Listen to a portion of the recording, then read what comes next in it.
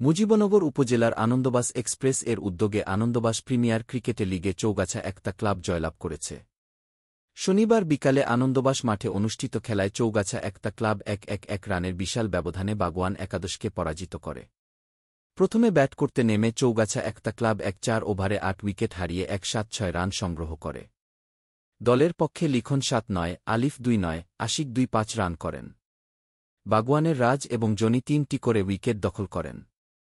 জবাবে খেলতে নেমে বাগওয়ান ১-২ ওভারে সবকটি উইকেট হারিয়ে ৬-৫ রান সংগ্রহ করে। দলের পক্ষে জনি ১-৯ রান করেন। চৌগাছা একটা ক্লাবের আশিক ৩টি, লিখন ও আলিফ ২টি করে উইকেট লাভ করেন। বিজয়ী দলের লিখন ম্যান অব দ্য ম্যাচ নির্বাচিত হন। খেলা শেষে ম্যান অব দ্য ম্যাচের পুরস্কার বিতরণ করা হয়। সজীব স্পোর্টসের পক্ষ থেকে ম্যান অব দ্য ম্যাচের পুরস্কার দেওয়া হয়। আনন্দবাস এক্সপ্রেস এর আরিফ নিশো, মোক আকাশ আলী, মোহাম্মদ বিপ্লব হোসেন ম্যান অব দ্য ম্যাচের পুরস্কার তুলে দেন।